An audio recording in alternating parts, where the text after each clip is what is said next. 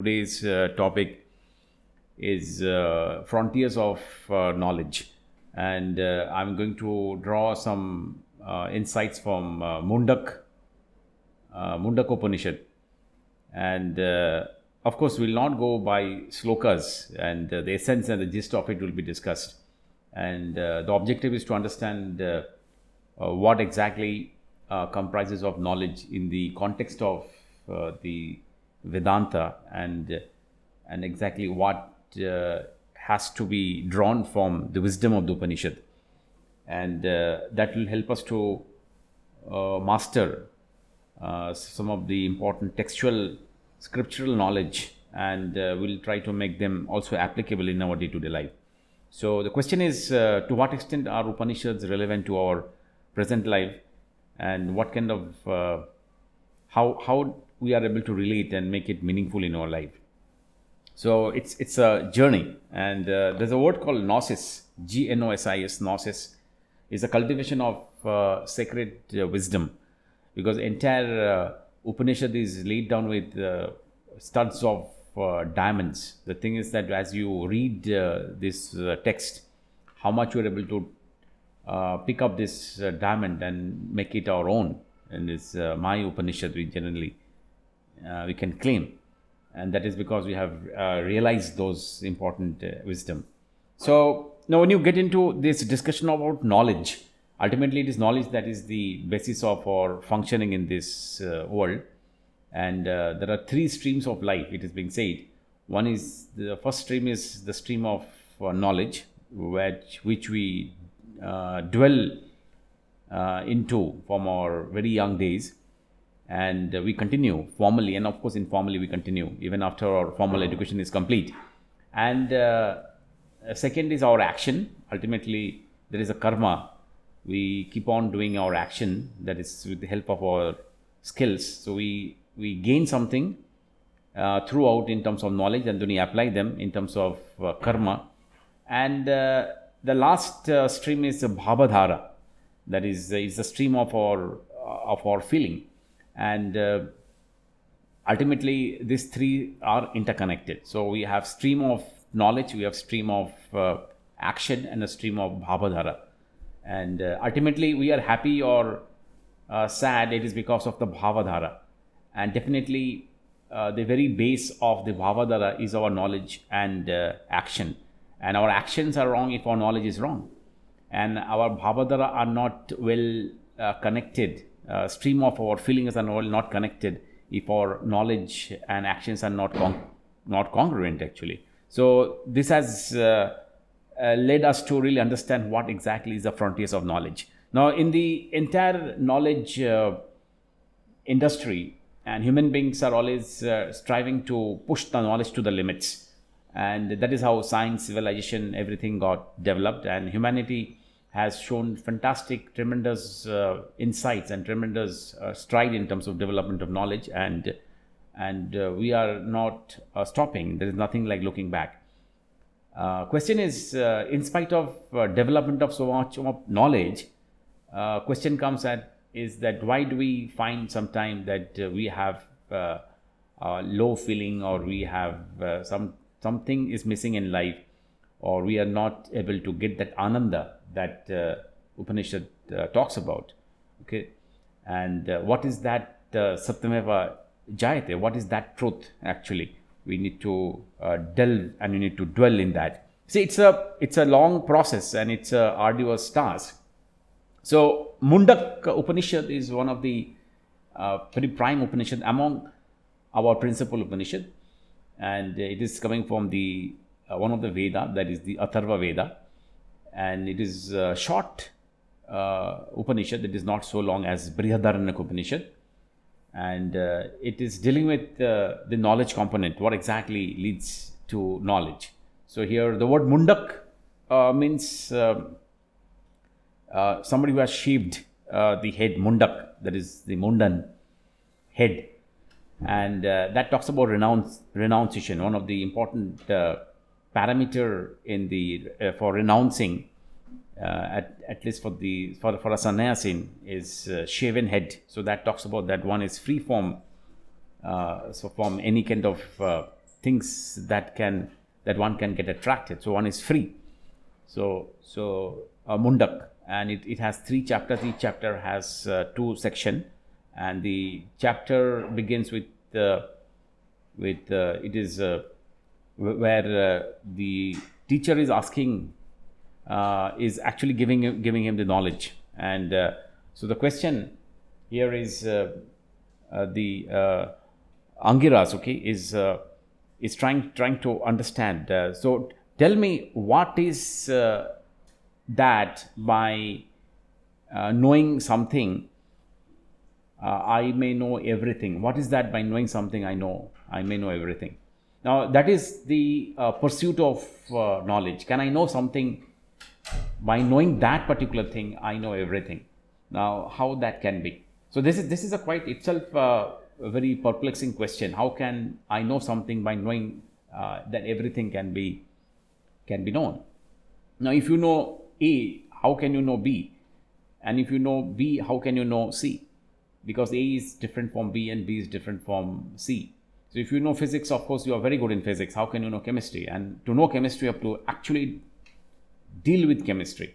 And if you know chemistry, how can you know biology? Yes, you may know something that is at a preliminary level, but in-depth knowledge of any particular subject requires a lot of involvement, a lot of commitment.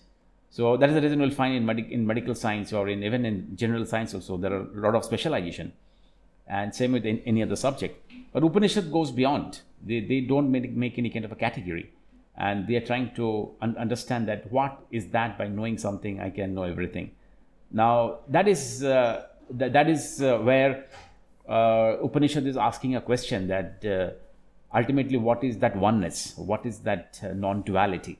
And that is very, very I think one of the cutting edge knowledge, frontiers of knowledge, is understanding what by knowing everything can be known. And that is Upanishad is actually giving the answer, and today's science is trying to delve in that. So what is that? What is the origin? What is the origin of everything? How matter came from energy?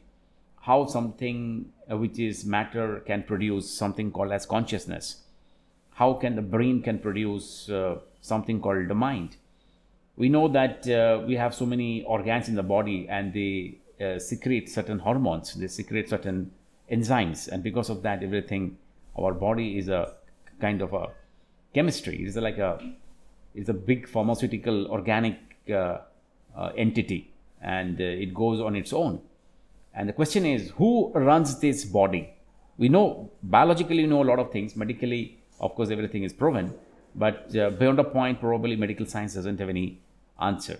So when a child is being conceived, how is that certain cells knows that it has to become a liver, or it has to become a spleen, or it has to become the stomach lining? How does know it? Who knows? Who directs it actually? I think probably this thing science doesn't have any answer. Upanishad is trying to delve, has tried to delve and actually get into that. So the first question, we are trying to understand what is the origin, where everything can be known, and then of course the entire Upanishad gets into with some kind of a metaphor, and this is one of the important method of teaching in the Upanishad, where we understand certain concepts through the metaphors. So it gives first metaphor it gives is, as a spider is spinning certain kind of a web from itself, and the web, of course, is being taken back inside the spider. So where does that web come from? It comes from the spider itself. Similarly, if the hairs are growing on our head, so it is coming from within the body. Similarly, if the grasses are growing on the earth, it is coming from the earth itself.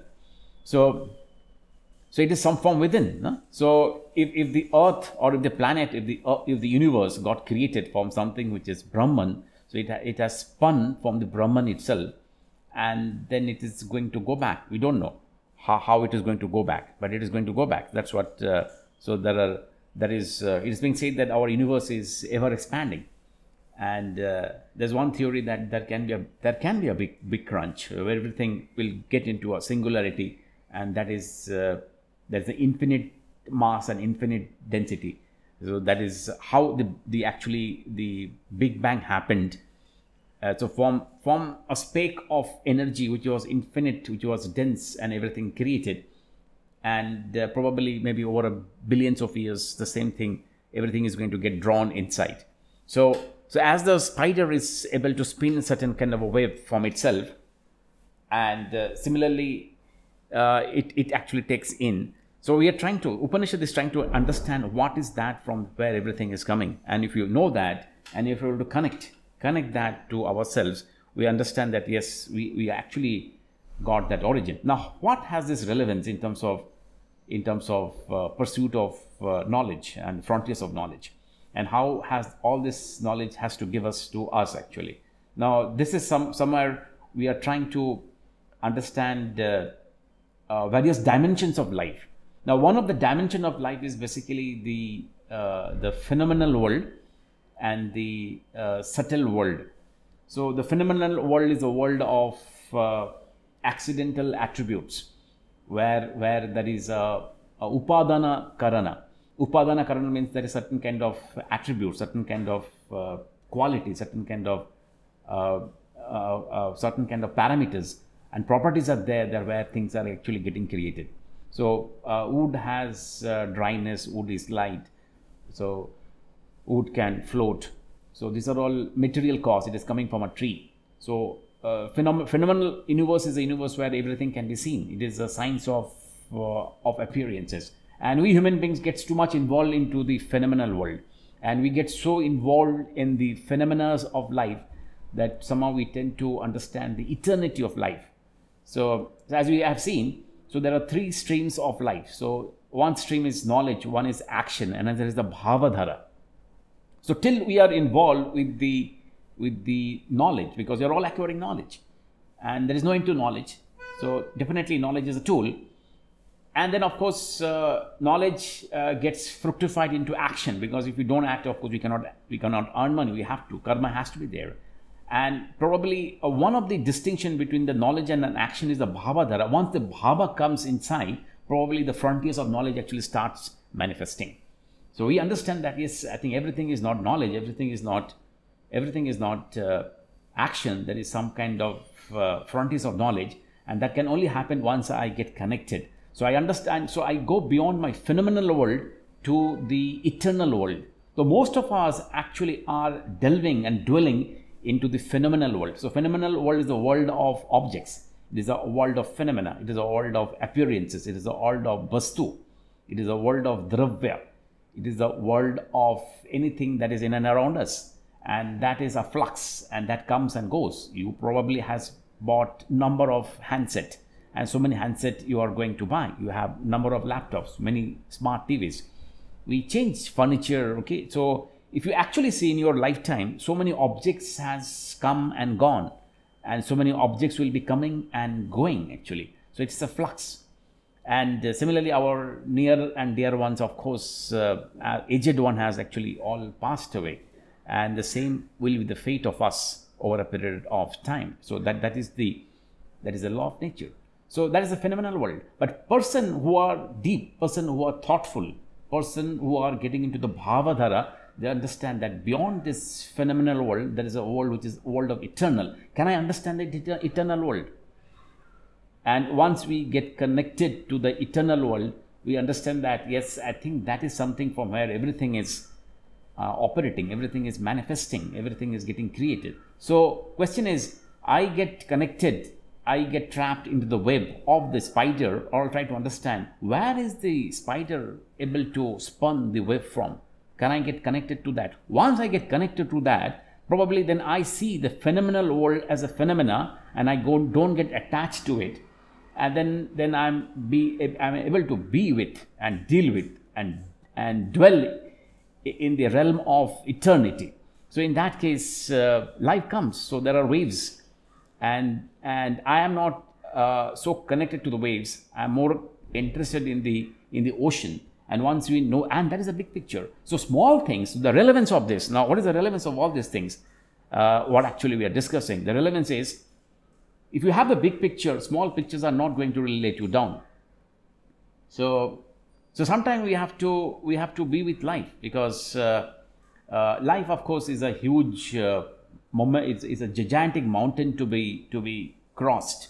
And as we actually going through this journey, the journey is an arduous task actually. So we have physical problem, we have emotional problem, we have psychological problem, and we have to deal with it. Yes, we have doctors to help us, we have people to help us, but ultimately the journey is our own. So sometimes when you accept the fate as it is coming, and we put our lot of effort, then we can bear our own cross. We can bear our own cross, because we know actually, and nothing is able to let us down, because we know the eternal. So that actually makes so much of a difference. So that is one of the metaphor that is coming from the spider, and basically Mundaka Upanishad is very profound in terms of trying to make us understand and connect to the imperishable akshara. So there are two words here. One is shara. Shara means something which is which can be destroyed. Akshara is something which is imperishable, which is indestructible. So can I get connected to something which is imperishable of mind, imperishable of me, imperishable of the phenomenal world? Otherwise I'm always connected to the things that flows in my life. And the more there's an investment, psychological investment and emotional investment to the phenomenal flux, and then more we get ups and downs. So Bhagavad Gita talks about Sthiti Prajna. Sthiti Prajna can only happen because of a gnosis, that is a wisdom of your existence. Otherwise there is a lot of existential despair. It happens because of immaturity. The immaturity happens because our three streams, okay, one of the stream, that is knowledge stream, is not well developed. So Upanishad, so this is the significance of Upanishads. So and that is the applied philosophy of the Upanishadic understanding in our day-to-day life. Because once you have the bigger picture, small picture is not going to belittle you, because you are you actually. You are you. So we are trying to understand the akshara, not the shara. Shara is something it's a flux. It is coming and going, and it is going to come and go. And just look back. Now, as I said, you look back. How many mobile you have already exchanged, and how many mobile you already got, and you don't have any clue where has the first mobile gone. No clue where is the second mobile gone. No clue. And same with so many objects. We also change our house actually. No clue where the small objects has gone actually.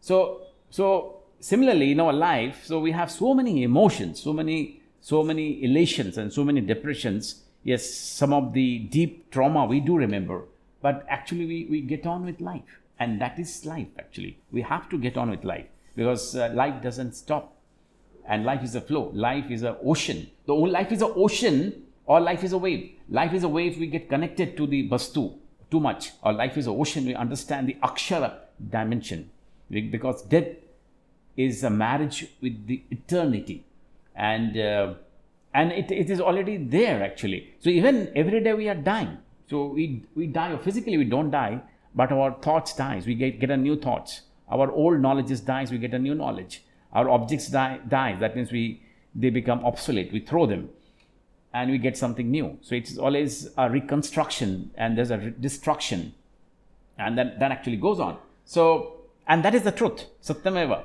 So that is actually truth, and Upanishad is something like, and that is the potential. So it is being considered as Upanishad as a bow, and the Atma or the mind as the arrow, and the Brahman is the mark. Now, bow is something which has certain kind of a potential energy. The question is, when I'm reading Upanishad, when I'm actually dealing with the Upanishad and the Vedanta, I'm developing that kind of a potentiality. And my mind and my Atman is like an arrow. So with my mind, I'm trying to get to the mark, and the mark is the Brahman actually. So I use Upanishad. Okay, I am using the Upanishad as a bow, which is actually has a lot of potential, and I use the arrow as my mind.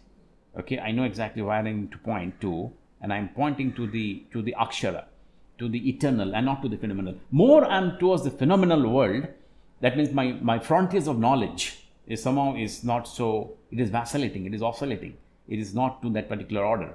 Okay, and here further, this Mundaka Upanishad talks about two types of knowledge. One is para vidya and the apara vidya.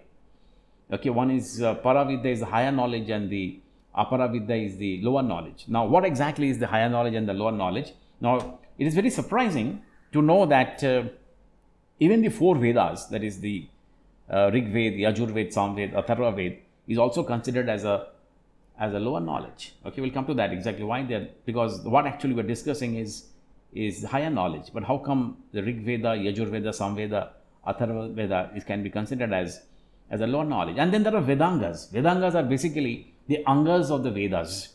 So they are the appendix of the Vedas. And who are they? Or what are they? They are Shiksha, that is pronunciation, Kalpa, that is the rituals, Chandas, they are the meters, prosody, Nirukta is the etymology, that is the origin of words, Vyakarana is the grammar, and the Jyotish is the astrology. Now these are actually required. Now one cannot swim in the ocean directly. One has to first swim in a pond or in a swimming pool, and then slowly one can get into the ocean. So we cannot get into the Paravidya without getting into the Aparavidya. But here Shankaracharya has given his commentary, and he says that it is not the Vedas and the Upanishads which is talking about the lower knowledge. It is basically Vedas and the Upanishads are lower knowledge, because once you realize the Vedas and that is the Upanishads, once you realize them, then of course you don't require the Upanishads. So one can just be away with it, because you have realized. Once you have realized, it is with you. So you need not get into the Upanishads. The question is, what is there in the Upanishad has to be realized. So it is not just reading. Yes, initially we get into it, we understand it, we get immersed into it, we get involved into it, we get committed about it. That is how learning happens. No? It is a assimilation process. It is first there's a digestion and there's an assimilation. We tend to get it, and once we get it, we understand. Yes, I get it. Then of course that is not required. So Paravidya and Aparavidya. So, and once we get in touch with the Paravidya, there is a higher knowledge, the eternity, and of course these things, the lower knowledge of course become redundant. So it is not required as a nahi, they are required at the initial level. So that's what Mundaka Upanishad is actually is trying to give the delineation. It is giving to portray the knowledge. So here, so it's a tool. Upanishad is such a fantastic literature, sacred literature, that we are trying to understand the sacred wisdom through various methodology. So here and through Rupak, through metaphors, we are trying to understand how things are moving. So Upanishad is like a potential. Okay, it's a bow, and it has a lot of potential energy. Okay, but it can remain in the form of a potential energy. Okay, and it is of no use. So it can get used only once you are able to put our mind. There's an arrow, and it has a goal, and the goal is a Brahman, and that is eternity. So that is Akshara. And more we integrate Akshara in our life, a lot of vagaries, a lot of small things are not going to touch us. So we become, maybe in a management parlance, we remain more productive in our life. So we are able to carry on the feel-good factor for a very long time. And that is feel-good factor is something that actually we are aiming for. And somehow that is lacking in our society, and hence we have so much of problems actually. So the goal of life is basically Ananda. Okay, Ananda, and that Ananda is not the way we understand the pleasures, but Ananda in terms of connecting with the eternal. And it is a conviction, it is not a confidence. So the frontiers of knowledge is the knowledge of understanding what exactly is the eternity. It is being said that heroes of the mind are the heroes of the future. And who are the heroes of the mind? Heroes of the mind are the persons or the individual who has transcended the phenomenal world. Otherwise, we are too trapped into that. Okay, so it is another metaphor is there. Like it is like we have lake, and the lake is totally frozen, and the lake and in the faucet is frozen. And as the temperature is increasing, there are lots of holes that are getting created, and each and every holes are of different different structure.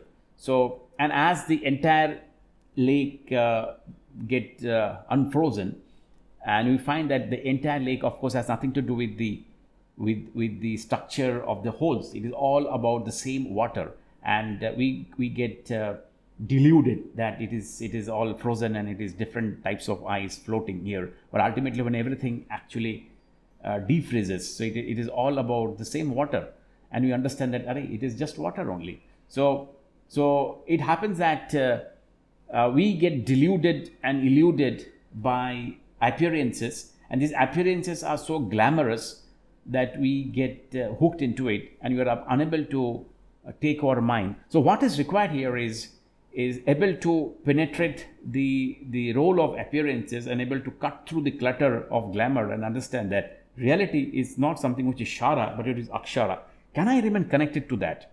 And there comes the frontiers of knowledge, where we understand that yes, it is.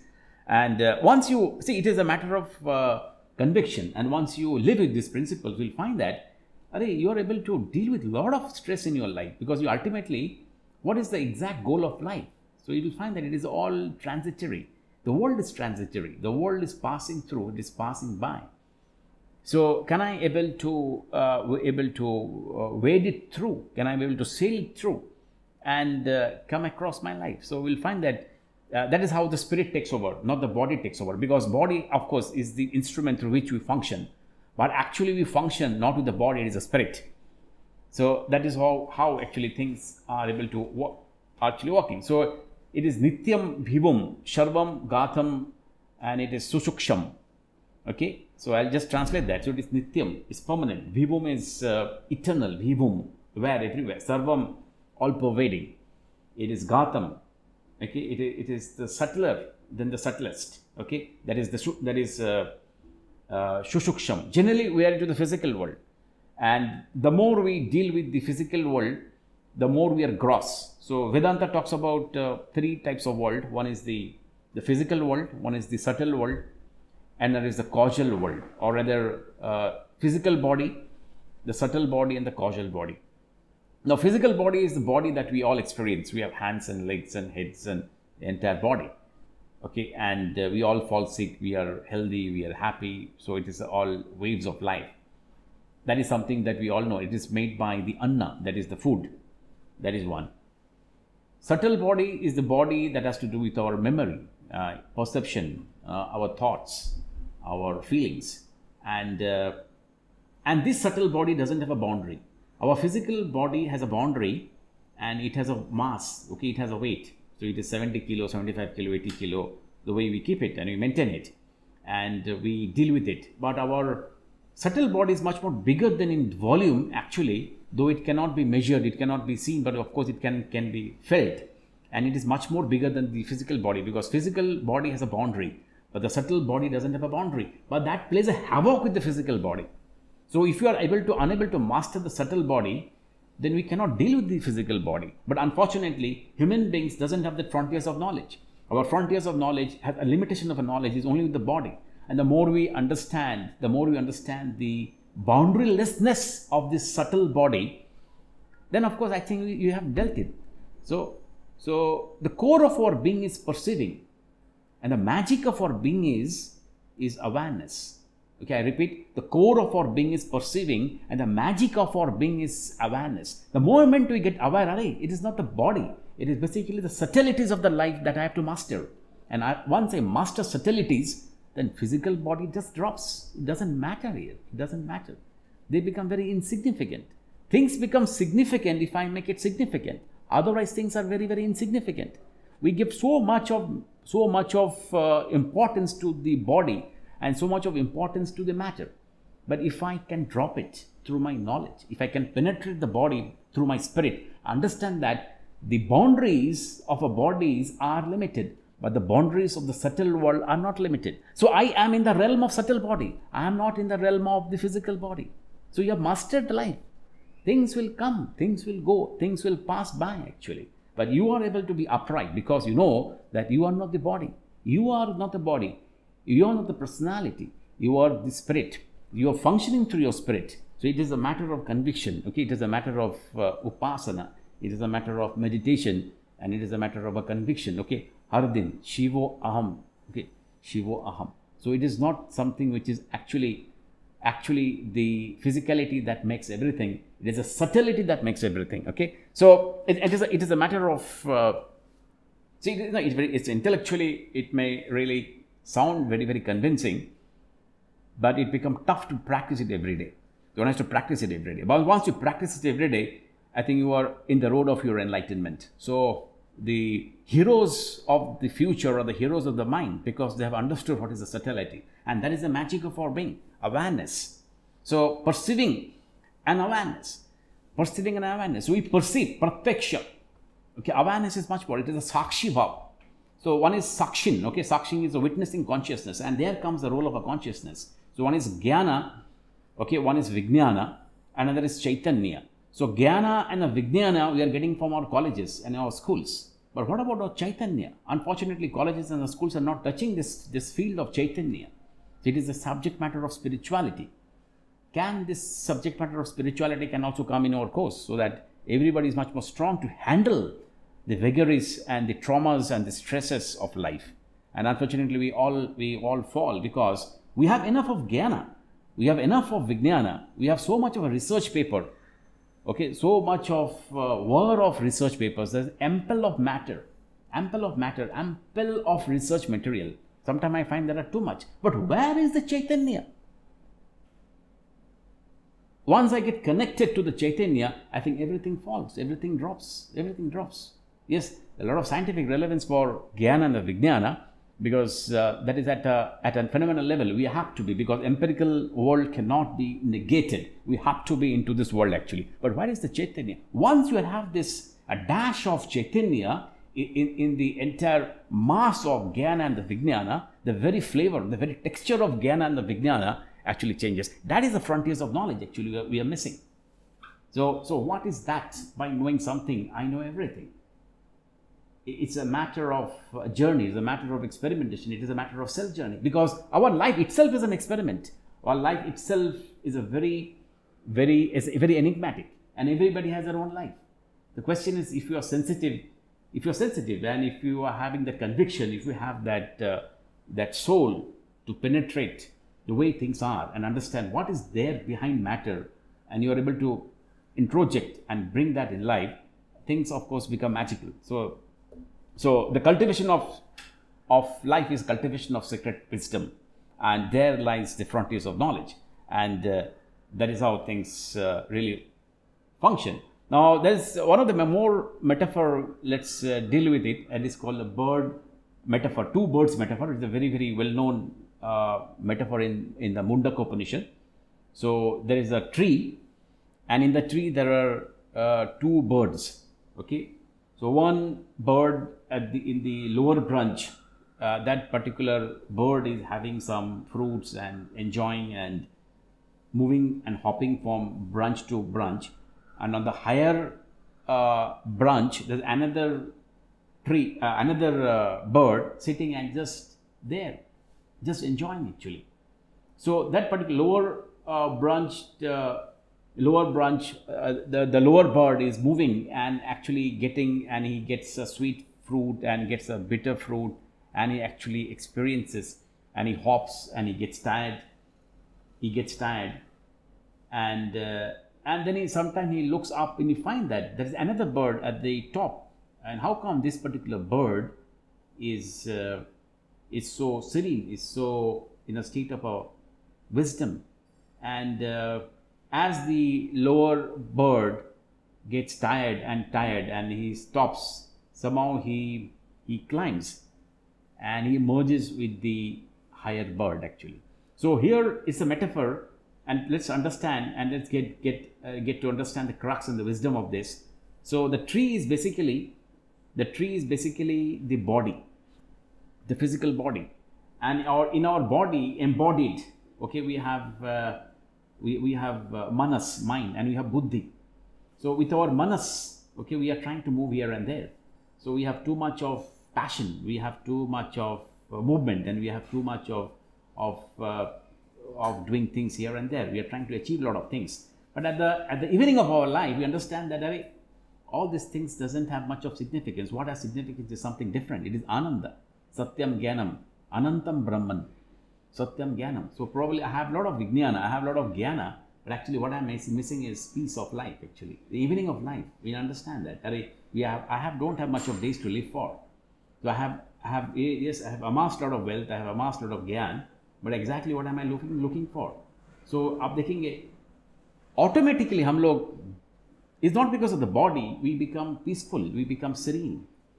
We understand. We don't become serene because of our lack of energy. We become serene because of gainful of maturity. There's no point in actually doing so much of movement. Yes, karma has to be done, no doubt. We cannot deny that. So our duty has to be done. So we need to be dutiful. You need to be karmic oriented. Okay, so there has to be a bhakti yoga, jnana yoga, karma yoga. All has to be done. That's what Vivekananda talks about. But at the beginning of our life, you understand that the higher thing is basically the serenity. So the lower bird merges with the higher bird, and it becomes one actually. So the two bird metaphor is basically trying to make us understand that the tree is the body, and inside the tree there are embodied beings, and the embodied beings are nothing but one only. But we get that the vrittis, the fluctuations are there. So there's a modification, mental modification. And the more we are able to understand this dynamics of things that is actually operating, it makes us to get that understanding that it is the prajna, it is the wisdom actually. So we are not actually in the university of information where we are gargling with the information and knowledge, but we are unable to actually drink the wisdom. And what is actually required is wisdom. So today we are floating in the ocean of data and information. But can we convert our data and information into knowledge, and then further into insights, and then further into wisdom? So we have data and we have information. So what is required is insight, and what is required is wisdom. So Mundaka Upanishad is actually giving us that. So what is that akshara? What is that reality? So what is that? If you know something, everything is known. Satyam Jnanam Anantam Brahman. Aitra Upanishad talks about Prajnanam Brahman. So it is our consciousness itself is the Brahman. So this consciousness is the Shakshi Bhav, the witnessing consciousness. And once we are able to get connected to in our day-to-day life, we really understand that yes, it is that actually is making a difference. So that is how things tend to take shape, and it is this particular knowledge is permanent, and it is eternal, and it is all pervading.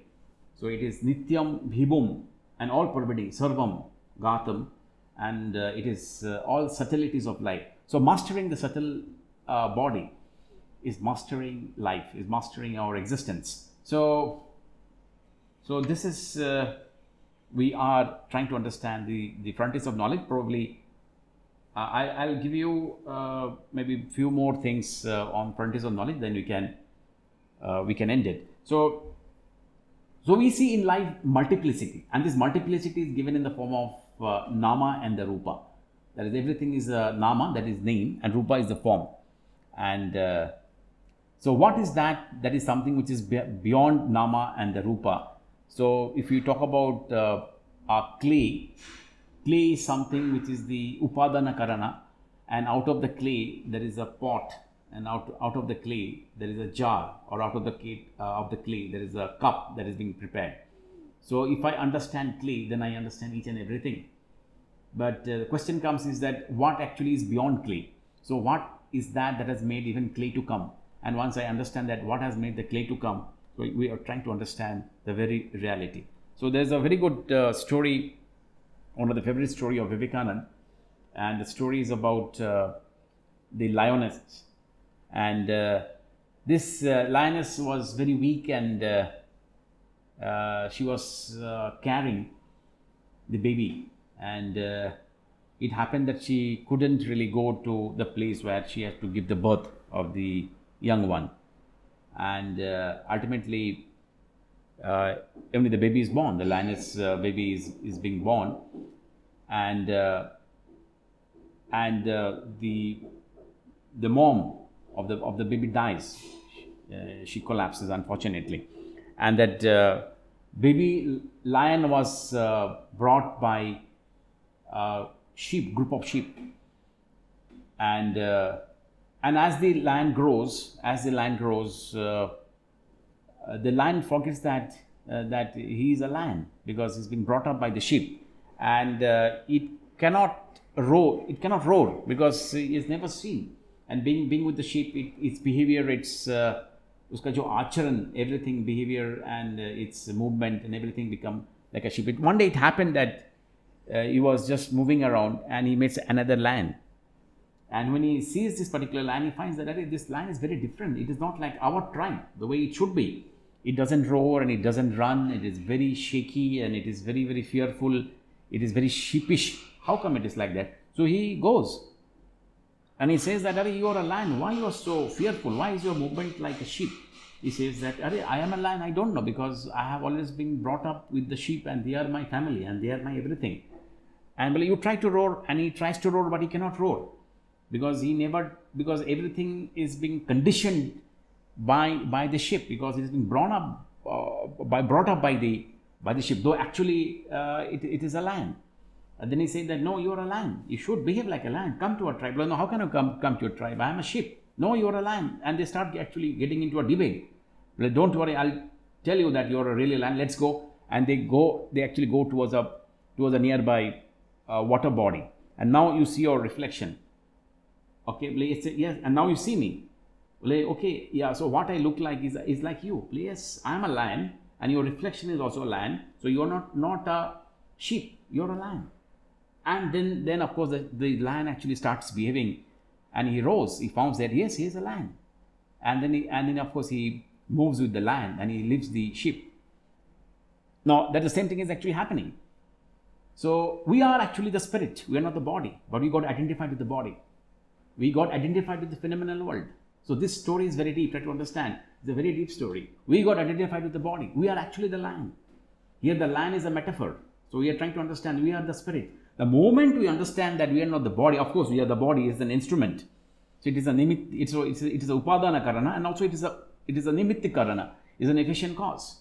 But we don't get identified with that. We get identified with the spirit. The moment we get identified with the spirit, we understand that we are not the sheep, we are the lion. So here the sheep is basically, which is talking about the lower self, and the lion is talking about the higher self. That is the spirit actually. So the moment we are able to shift our approach, our attitude, then of course we have this frontiers of knowledge. The question is, again, intellectually it is very, very convincing. Can I implement this in my life? So heroes of the future are the heroes of the mind. Okay, so it is Jnana, Vijnana, and the Chaitanya. The moment I bring consciousness in my life, things are different. So it is a spirit that really makes us to work, and it is a spirit that makes everything. So this is in essence the Mundaka Upanishad. Thank you, my friends.